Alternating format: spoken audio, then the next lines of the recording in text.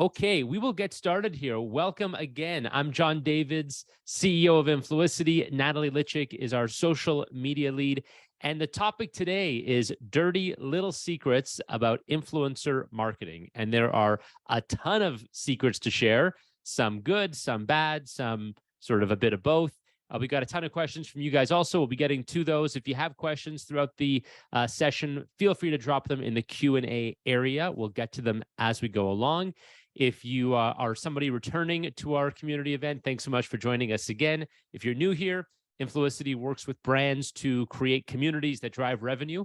And we do that through podcasts, through social media, through paid media, content, and of course, influencer marketing. We've been doing that for about 8 years now. So we know a lot about influencer marketing.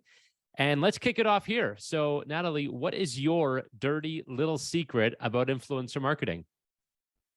So I would say my dirty little secret is to not be afraid to take risks and let the influencer have free reign when it comes to creating the content.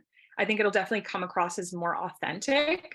And usually an audience can tell when an influencer that they've been following for so long is posting inauthentic content, and when they're told to post something that they wouldn't usually post, or take copy and put it in the description, and they're like, this influencer doesn't talk like that. So don't be afraid to let an influencer have free reign over the content, over the description. If you want to give them a guideline, that's totally fine, but this is what you're paying for the influencer for, right? So don't be afraid to let them have free reign. Yeah, so I've got a funny story about that, but I'm curious, do you have examples, either clients you've worked with, or I know you yourself have been an influencer, are an influencer. Do you have examples of like extreme times where clients have asked for ridiculous things in your memory? In my personal experience, it's never been anything extreme, but I have had influencer friends who have worked with other brands that I haven't worked with. And they're like, these brands are like literally telling me that I have to copy and paste this caption and I can't add my own thing to it. And essentially what ends up happening is all these influencers who work with the same brand end up having the same caption. And people are like, this is not coming across as authentic. This just seems disingenuous. So people in the end aren't going to want to buy the product, aren't going to trust the influencer, which it just ends up making the campaign be a fail. Yeah, and the bigger problem there is that what you're paying for, you're not getting. I mean, what you want when you work with an influencer is organic reach, organic engagement, mentions, reposts, shares, all that stuff, and you're actually just kind of suffocating the content by neutralizing it and sanitizing it and making it sound like a commercial for your brand. So it's counterintuitive in that way. So I've got a funny example. True story, not going to say the name of the client, obviously, but a big women's hygiene brand.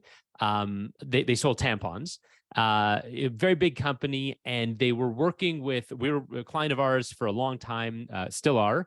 And they had a bunch of influencers, and they wanted the influencer, they were spoon feeding her something to say. And it was like, at this time of the month, I have, and it was like really canned, corny copy, like you'd hear in a commercial. Like she danced around the fact, like never even said the word tampon, and it was just kind of a weird sounding copy. And the influencer said, like, there's no way I can say this. This is a joke. Like it sounds like a parody of a bad skit that like I'm supposed to take this seriously. And it was just really it came off inauthentic. And in the end, it was actually a pretty big back and forth. It was a bit of an arm wrestle, and in the end we kind of came to some workable conclusion where we gave a bunch to the client against our recommendation, and the whole campaign ended up just falling flat. And it could have been so funny and so cheeky and so interesting, and actually created a lot of buzz, but the client was just wanting to spoon feed exactly what to say, and it just didn't work.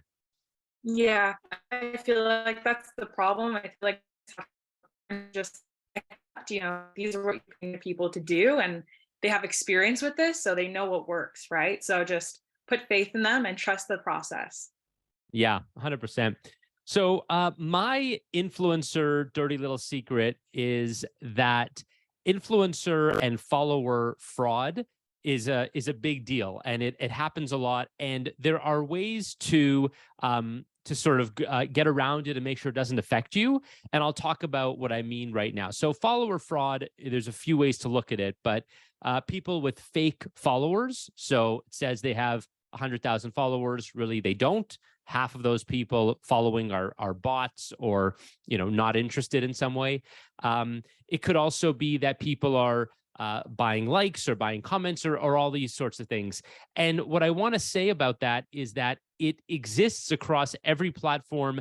To some percentage, it's going to be there. And so it's not that you necessarily want to look for someone that's got zero fake followers or zero bots, or doesn't have any fake likes or any fake comments. But you want to make sure it's not the majority and it's not interfering with the real metrics. So the way that we look at it is, depending on the category, depending on the size of the account, and depending how long the account's been around for, we will set an expectation that if you're on Twitter or you're on Instagram or you're on TikTok, a certain percentage of your followers, I'm just making this number up, maybe 10% are going to be bots. And we will put that into our calculations and use it when we're measuring results. And the reason that it's acceptable is because at some point in the growth of an account, once you have tens or hundreds of thousands of followers, it's known that in order to get there, there was some paid activity that happened. And this is very true, especially when you have an account that has millions of followers. So if you go to Twitter and look at an account that has 20 million followers, there's a good chance that a few million of them are fake. But that's okay, because the other 15 million are real. And so when it comes to follower fraud, and the same thing with likes and comments and all this sort of stuff, there is a certain amount that is allowable and acceptable. And it's important because it drives everyone else to take part. Nobody wants to be follow an account that's got zero followers. So maybe you buy the first 1,000, so the next 10,000 will join you for real. So that's how we think about fake followers. Not that they're a terrible thing, but that they need to be accounted for in your calculations, and they shouldn't scare you off. Does that make sense, Natalie? Yeah, I would say the same thing. Any big account, especially if you're working with a large influencer, there's always going to be some percentage of their followers that are bots. Doesn't necessarily mean that they bought them. Sometimes bots just follow. There's bot accounts on Instagram literally all the time, like watching my stories, and I'm like, what is this account? But I think as long as you do your influencer research and you see that they still have an engaged audience and they connect with the real followers that they do have, I think that's the most important thing. Yeah, well put. All right, so let's get to some of the questions here. We have a question from, get the name here. This is from Conrado. And the question is, how to avoid wasting a ton of money on influencers. So how do we make sure we're spending money on influencers, getting results, and not wasting money? So I'll start off here. And if you want to jump in, Natalie, you can do that.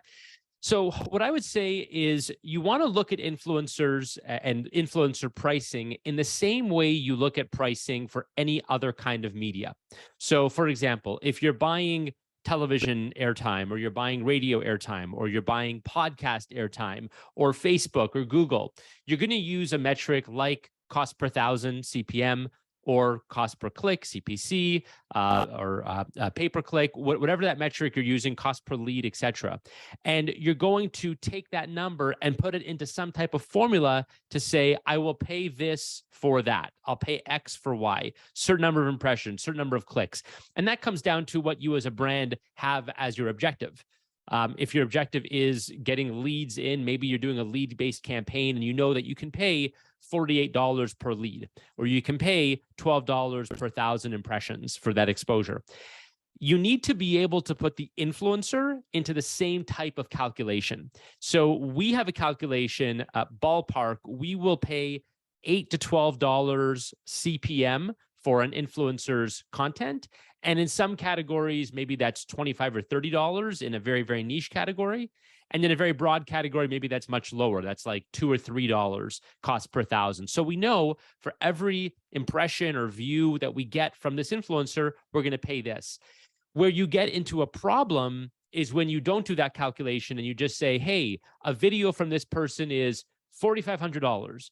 And it's like, well, why? Well, there's no reason. That's just what it costs because their manager said so. Their agent said so. That's what their rate card is. That's nonsense. I don't care what your rate card is. I don't care what you're quoting me. I care what I can pay based on the media effectiveness that I'm getting out of this. So as long as you're looking at it through the same lens as every other media that you're buying, generally speaking, you're going to do okay. And even if the campaign doesn't perform, you can stop it and you can move those dollars around. But I wouldn't call that wasting money. That's just experimentation dollars. What do you think, Natalie? Yeah, I would say the most important thing is to figure out your campaign goals. You need to know these basically right before you select your influencers, right before you even start. It's the first step, I think. And I think that if you want followers, brand awareness, or sales, I would say spend more money on influencers that are going to actually help you achieve that goal. Maybe an influencer with a larger following that's also still connected with their audience, which it can be a little difficult to find both, but it is possible.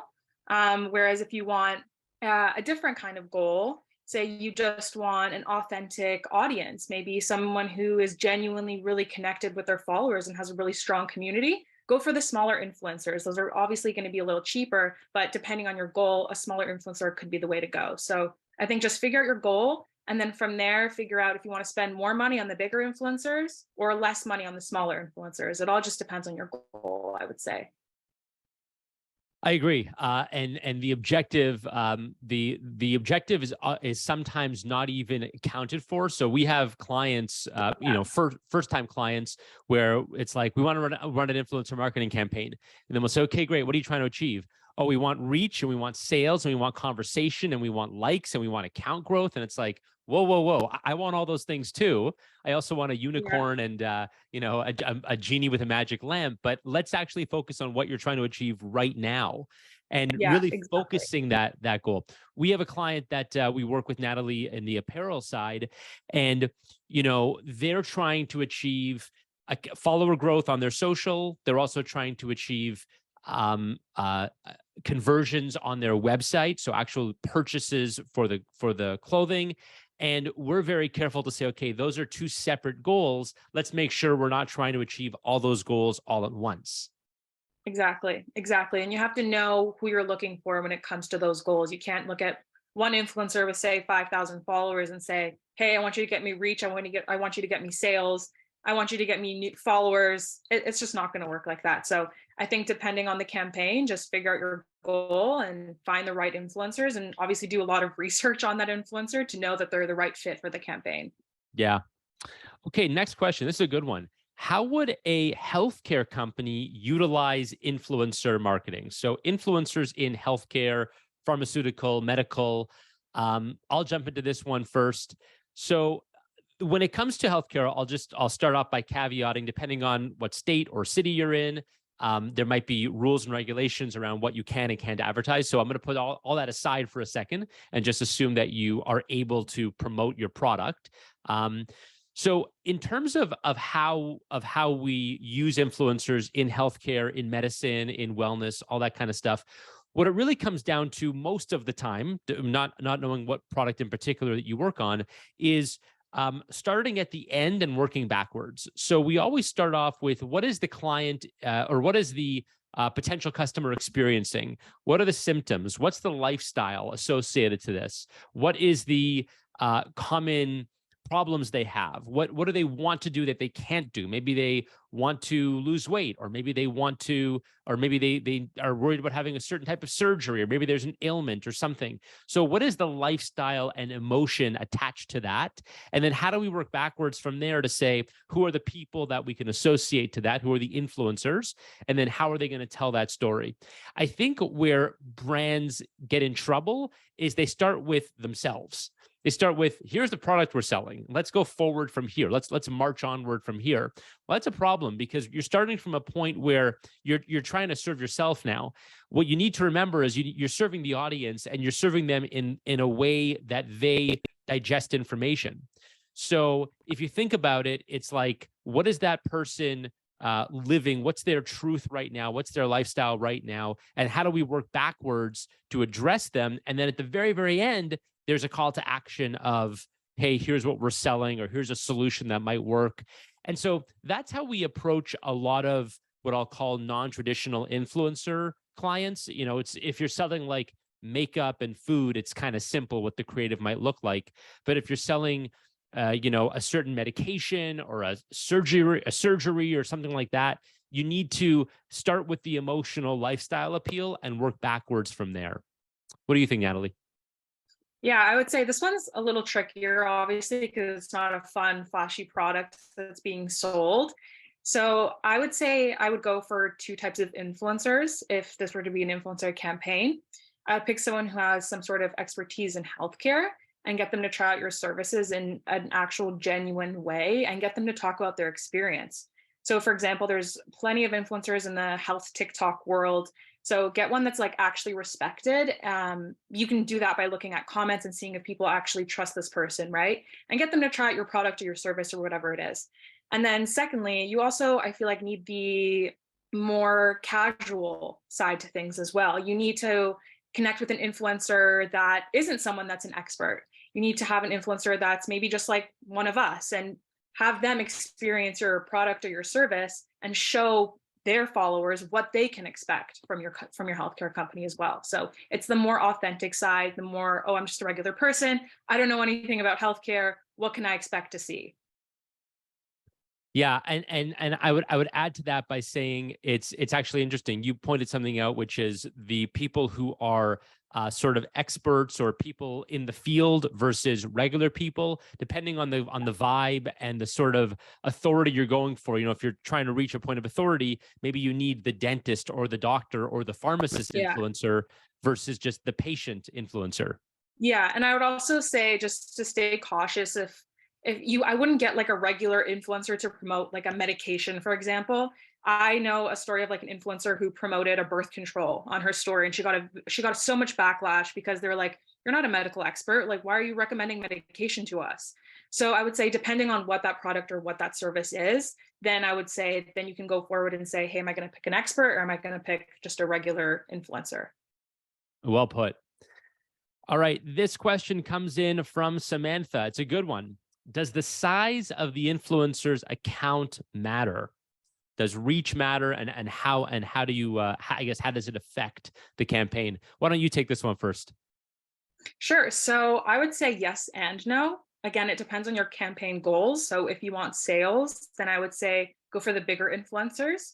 But if you want to create a genuine engaged community, if you want loyal customers, you can definitely go for a smaller influencer. The different sized influencers accomplish different things. So, for example, larger influencers aren't as connected with their audience as smaller influencers, especially if this large follower takes sponsorships from just about anyone.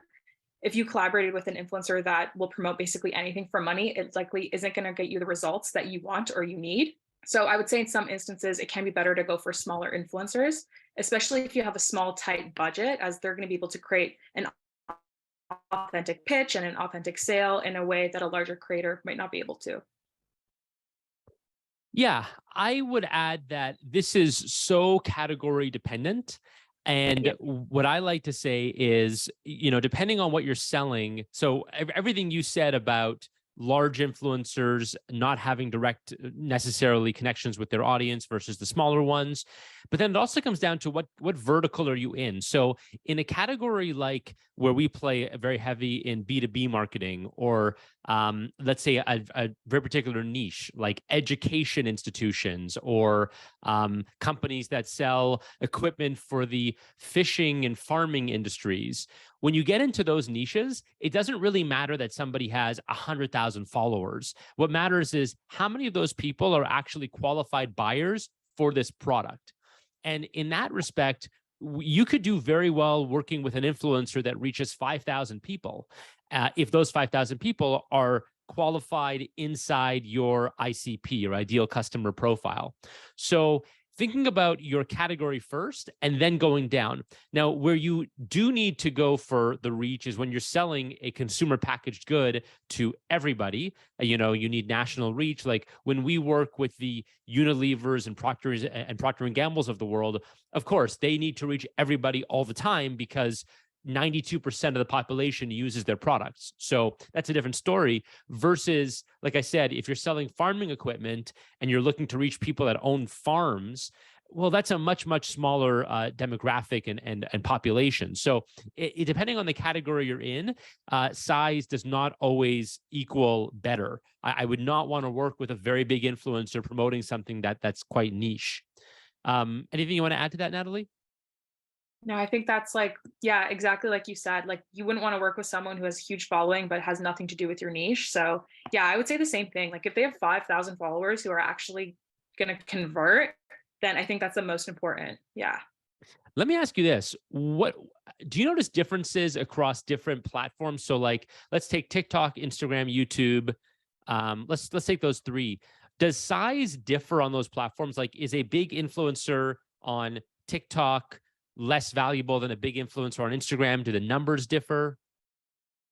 I think I would say on TikTok, it matters more about the actual views and the engagement, which is it's the same on Instagram. Obviously, engagement does matter, but I've noticed that on TikTok, brands are more willing to work with influencers who have a smaller following but get a lot of views. So definitely your actual content and the quality of the content definitely matters more on TikTok, I would say. And does so what I've heard, and you tell me if I'm wrong about this, what I've heard is like every follower on TikTok is worth every three followers on TikTok is like one on Instagram. Like they're just less valuable. So if you have 100,000 followers on Instagram and 300,000 followers on TikTok, there that's like equal. Does that make sense? I get what you're saying. I don't know if I would agree because there has been a huge shift from Instagram to TikTok since Instagram has kind of been neglecting the photo side of the app now. And they're obviously shifting towards Reels. A lot of people feel that neglect. So I feel like a lot of people are shifting to TikTok. A lot of people like TikTok better. A lot of influencers are even moving towards posting more consistently on TikTok than on Instagram. So even if it's not the case now, I feel like TikTok will have more value than Instagram eventually. That's interesting. And you're right. The stat that that thing I just told you, that was probably from about 6 months ago. So I think it has there's been a very rapid shift. I Yeah. actually think the last thing you said is interesting too. The fact that you actually think that a TikTok audience in a year or two from now will be more valuable than an Instagram audience in a year or two from now. Is that right? Yeah, I believe so, especially since it's becoming much more difficult to grow on TikTok. I would say maybe if you asked me this in 2020 when TikTok was blowing up, I would say maybe not because anyone can blow up on TikTok, right? They're pushing out every and any content. It doesn't matter the quality.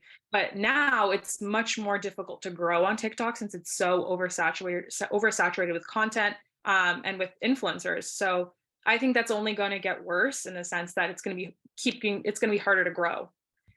So yeah, I think TikTok will just be more and more valuable as the time goes on. Yeah, we're worse in one sense and better in the other sense that there's more of a filter on who Yeah, gets big.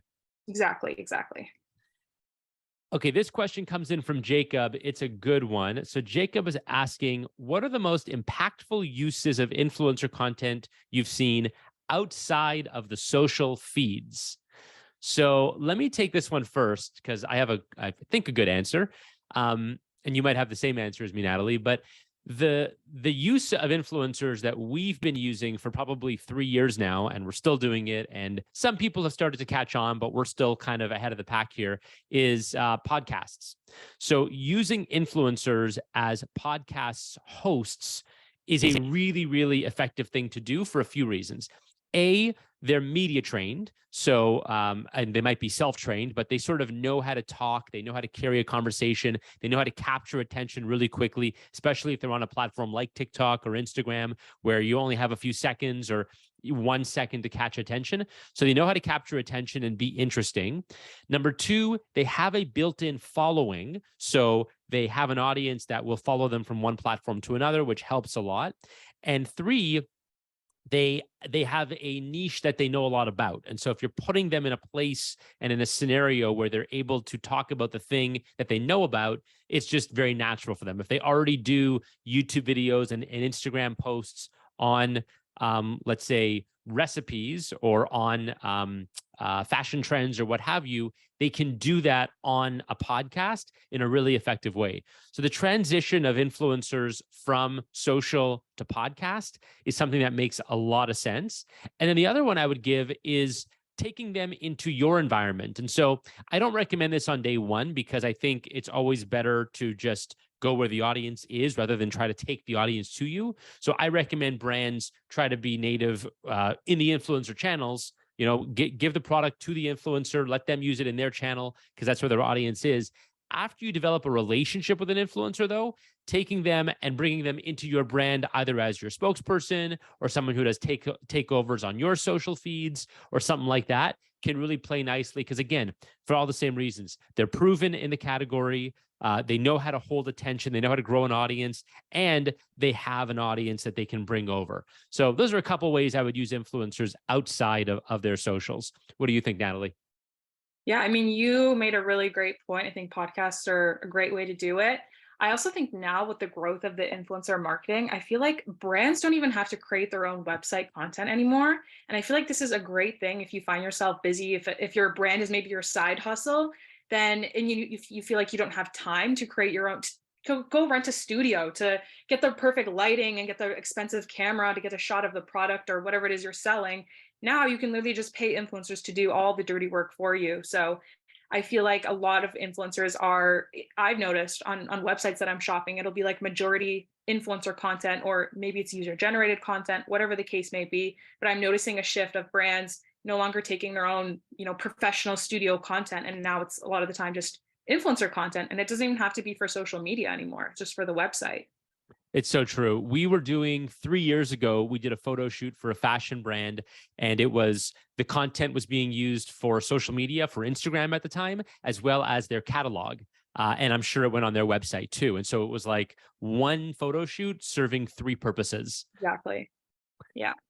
All right. Samantha has a question here live. For influencers who do not have a pricing menu, how do you go about figuring out what to pay them?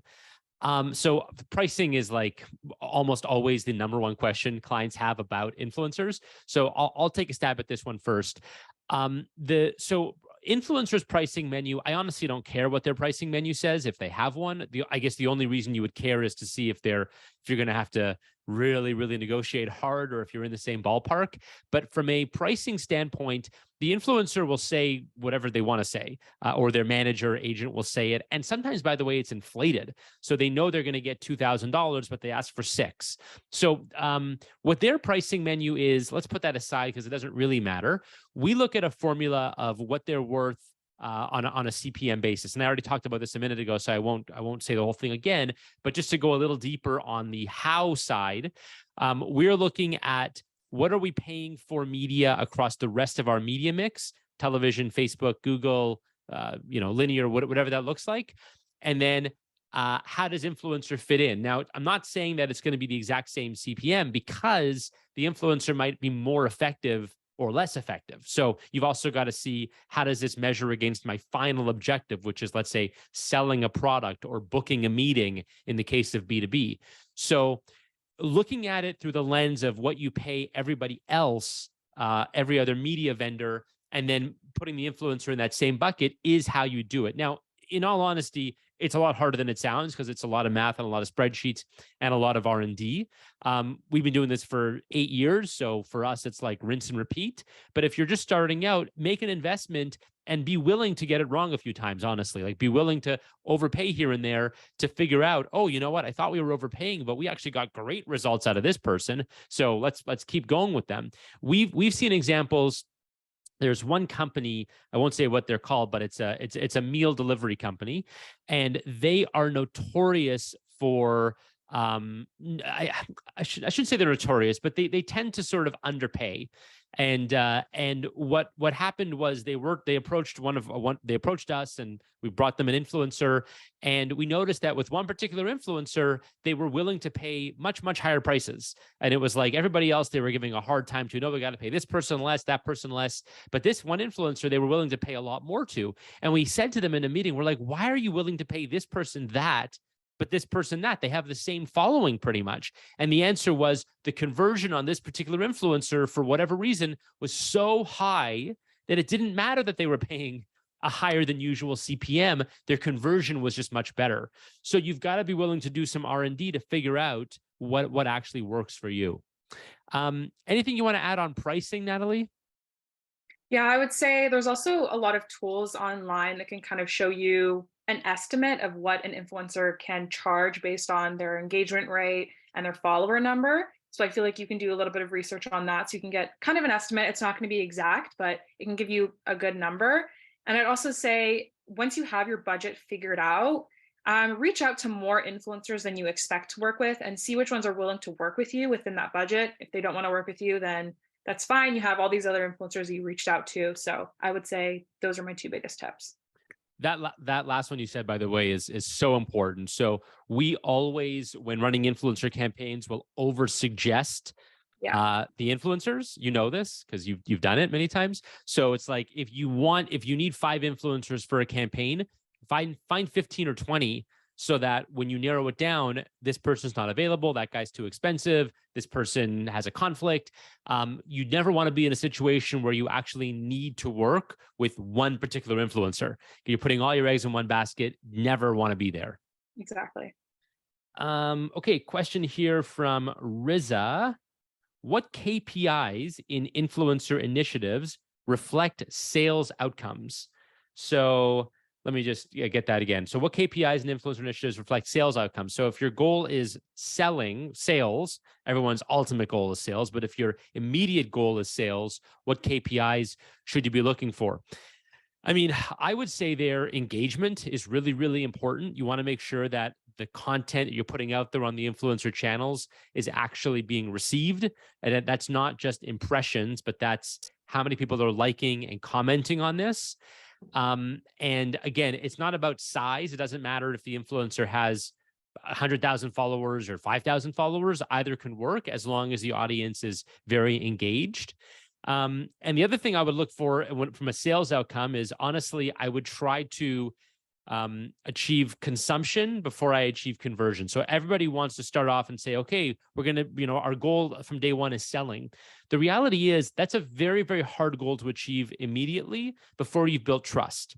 So it's like, do people know you? Then do they like you? Then do they trust you? And those are the first 3 things: know, like, and trust. And then will they buy from you?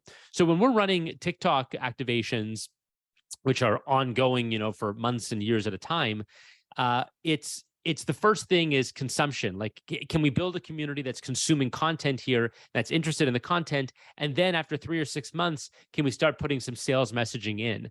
If you put sales messaging in at the front, not only is it probably not going to work, but you're going to cannibalize the success that you would otherwise have had you just started with trying to build, having them know, like, and trust you.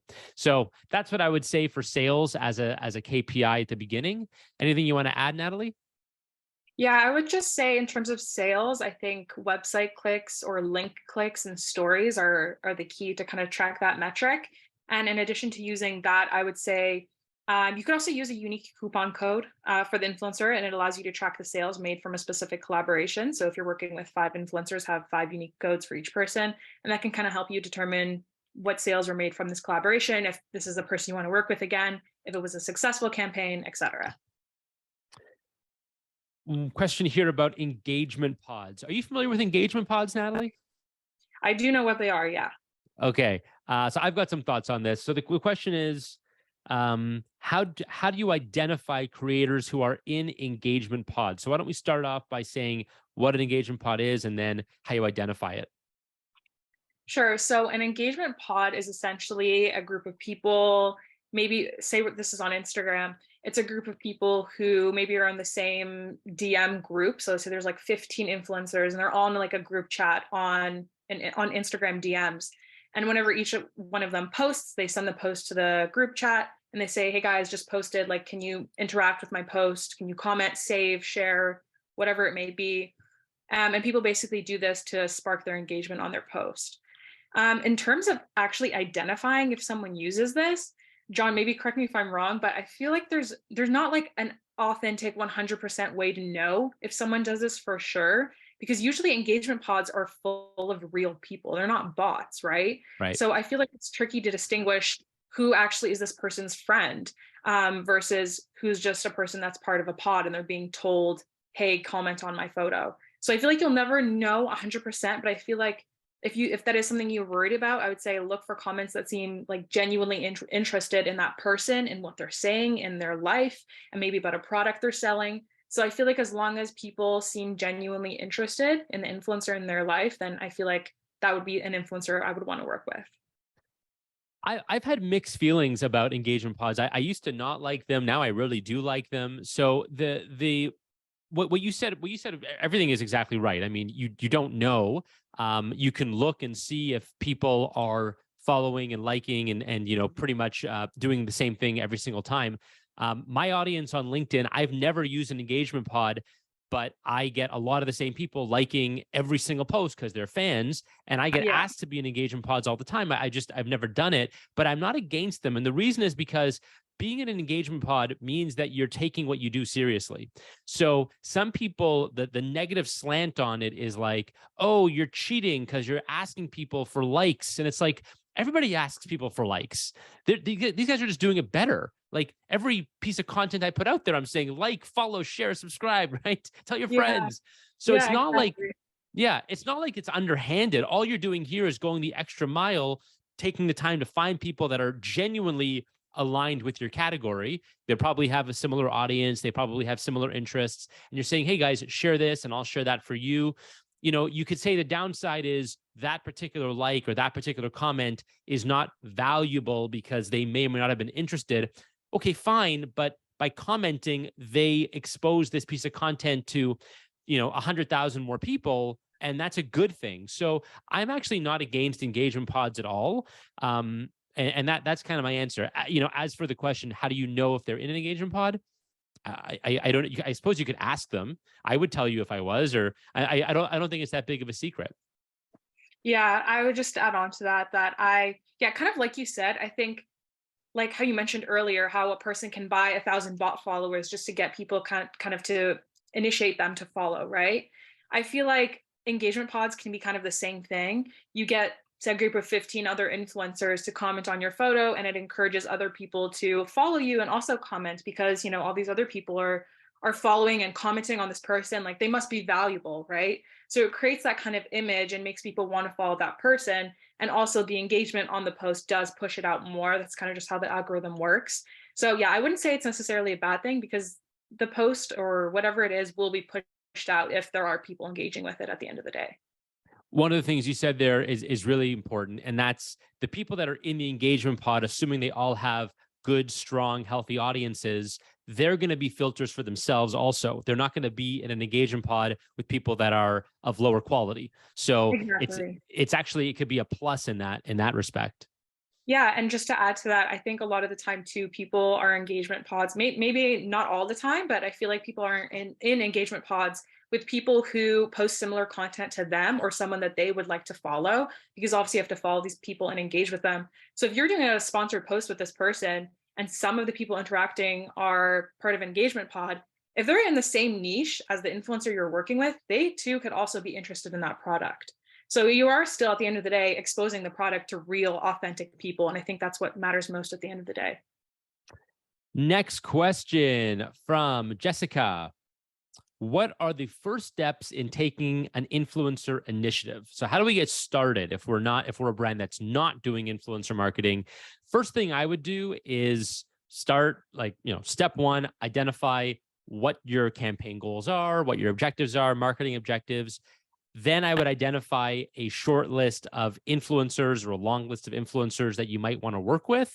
And I would really take baby steps into try doing organic stuff first before paying. So, I mean, step one, depending on the product you're selling and who you're selling it to, you could try sending out product to influencers, seeing who responds, seeing who likes your product, seeing if they actually post it, what the response is. So I would take some baby steps first. What I would say, though, for anybody starting influencer marketing fresh who doesn't have a legacy of doing it and doing it wrong, influencer marketing is best done on a continual basis. So one of the big problems, being in this business for eight years now, one of the problems I've seen over the years is brands will look at influencer marketing like campaigns. So it's like start, stop, start, stop. And every time you're doing it, it's like you're starting from scratch again. It's much more effective if you think about the influencer as a continuous spokesperson for your brand that you are working with, not for 6 weeks at a time, but hopefully for 6 months, 12 months, 24, 36 months, so that your product is being exposed to their audience continually over and over and over again. Maybe they talk about it once and then again and again and again. And by the sixth time, their following starts to really get engaged. And now you've got some people that are becoming advocates and customers of yours. So that's what I would say is the biggest thing I would focus on. It's a long-term brand strategic effort. It's not a campaign like you're running a Google ad for 3 days. What do you think? Yeah, I would say there's three key things if you want to start an influencer campaign. And that would be one, that kind of like you said, determine your budget, your audience, and your goals. This will help you pick the perfect influencer for this campaign. And then, secondly, I would say choose the best platform that fits your campaign. Say if you want to target Gen Z, I obviously wouldn't do a Facebook campaign. I would do maybe TikTok. But if you are targeting an older audience, maybe go for Facebook and not for TikTok. And then thirdly, I would create some sort of outline. You can show the influencer all the details of the campaign, such as payment, what kind of content you expect for them, inspiration, hashtags.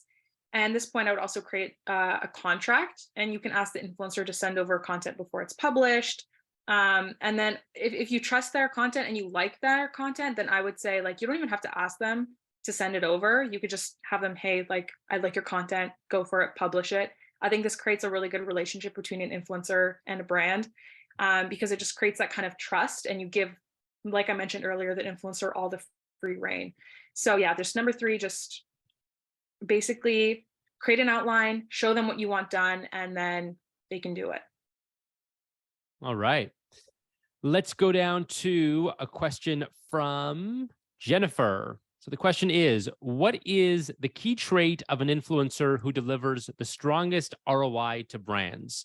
So let's talk about ROI here. The first thing I would say about ROI is you have to figure out what exactly are you trying to achieve. And I would try to say, one thing versus three things, because when you have too much of an objective, you're diluting all of them. So think about what are you actually trying to get a return on? Are you trying to get a return on the exposure of your content? Are you trying to get a return on selling products, selling a certain amount of revenue that's commensurate with your expense for that campaign, like a performance marketing type thing? So what are you actually trying to achieve? And then, as we said before, it's about aligning what the influencer is doing to that particular objective. So depending on what you're trying to do, you want to make sure that you're giving the influencer the freedom to do it. I'll give you an example. Going back to what I mentioned at the beginning, if you want to drive organic engagement, you really want to stay as hands off as you can on what the influencer is doing. Say, listen, you know your audience, you know what they like, what they're into. You take my product and use it however you want. And that influencer, more likely than not, is going to think of a way to get tons of engagement on your product. And that would be great because you're going to get a great ROI on the engagement. If you're trying to drive sales and revenue immediately on day one, maybe it's a whole different strategy. Maybe at that point, you create an influencer affiliate group and you say, hey guys, I'm going to send all of you my product and a discount code and whatever, and I'll pay you X dollars for all the sales that you send me. And at that point, I actually don't even care if you mention my product. Just say, this video is brought to you by this. Click here to get it because that's how I get paid. That's how I'm funded. So it's very different depending on what the objective is. But measuring ROI from the very beginning is important because that's the only way you're going to know if influencer marketing is working for your brand. Any thoughts on ROI, Natalie? Yeah, I would say you made a lot of really good points. I would say, yeah, like you really have to look at what your goals are. But I would say in general, I would say three most important traits to look for in an influencer. And that would be obviously good engagement. You want to make sure they don't just have a high following, but people are actually commenting and engaging with their content, asking questions, and sparking interest in other sponsorships that they've had before. I would say, secondly, trustworthy influencers. So scroll through their content and look at comments, and that'll show you people are actually interested in what they're selling. If people take their word as valuable, and if this person has sparked interest in past collaborations. And then thirdly, I would say look for influencers who have worked with the same brand multiple times, because this obviously means the influencer campaign was good enough for brands to want to come back for more. And again, if you want to track this metric to see if the influencer is worth working with in the future, you can get their analytics before the campaign.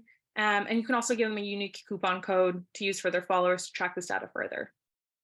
I like that last point, actually making sure that they work with the same brand repeatedly, because that shows that they've done a good job. Yeah, exactly. Last question here. This comes from Okan. So, what are the future trends of influencer marketing? What do we think is going to be around, uh, say, a year from now? What are we going to be talking about in 2024? I'll let you take this one first.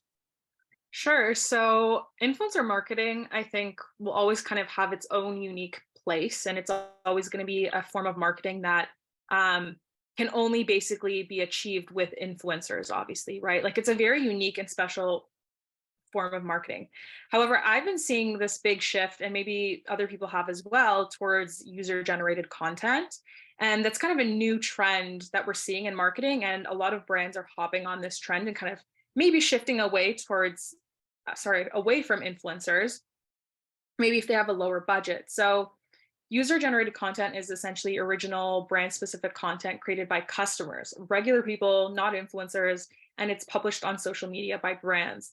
So you're essentially paying regular people to make genuine content about your brand for you to repost on your socials.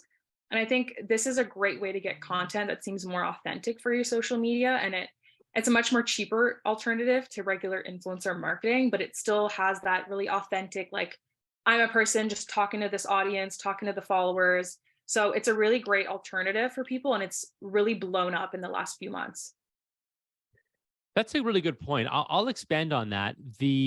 The consumer sentiment, what consumers want is they want to see real use cases in the real world. We've moved away from an era where everything's polished and untouchable and so high touch that I can't relate to it. That Yeah. was the advertising of the 90s and the 80s and all the time before that. Nowadays, what's really interesting is you go to Instagram and you see real people in real environments and they're using the product. The other big thing, though, it's not just what consumer sentiment is, it's the fact that we all have one of these in our pockets and we're all able to take super high quality photos and videos all the time.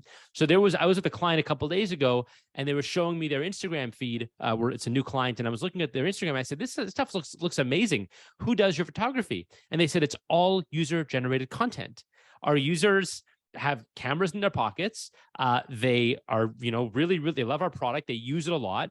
And it was interesting to see that they were using UGC in place of professionally taken photography. And it looked really good. It looked really real. And that's an important word, real, authentic, not in a studio, but in the real world. And I actually do think that as we look at the platforms that are big now, Be Real, it's in the name, Be Real, as well as TikTok and the other platforms that are coming about, there really is a movement towards real, authentic content, and that extends not just in our world, what we're playing with, but in the advertising that we see as well. So I would agree with you on that. I think UGC is where brands are going to be at. Yeah, I think, yeah, like influencer marketing will always have its special place just because it has a reach that UGC can never attain, I think. But a lot of people are shifting towards UGC, and I think it's only going to grow. But what about the idea, Natalie, of UGC, of influencer content almost replacing quote unquote ads? So in other words, you'll still run ads, you'll still pay to run your advertising, but the creative will be something that was created either by a real person or an influencer. Is that what you see also? Yeah, 100%. I basically, on my TikTok, while I do see like the regular typical ads that you can think of, I only see those types of ads from really big brands like Nike, right? When it's like a smaller brand or like a fashion brand or whatever it may be, I see a lot of the time it's just like a regular person. It looks like they set up on their phone on a tripod and they're just talking, and it's an ad. And I feel like it kind of creates the more humanization and the more personalization that a big ad would never achieve. So I'm seeing a lot of brands shift towards that.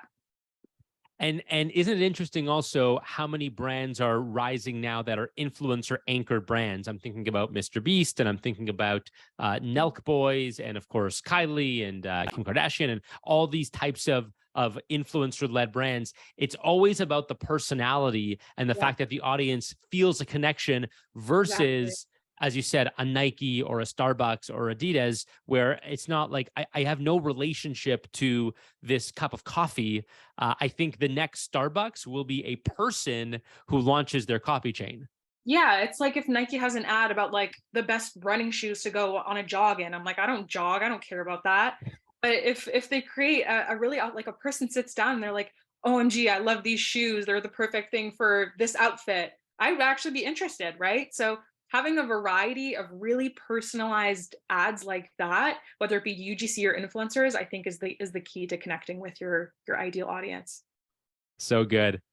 All right, guys. Thank you so much for joining us today. So much. Thank you for all the questions. We will have the audio of this community event on our podcast, Modern Marketing, which launches this month. You can get all of our stuff at Influicity across social media. Make sure you're signed up for our email list, and we'll talk to you guys next time. Thanks so Thanks, much. everyone. Bye bye.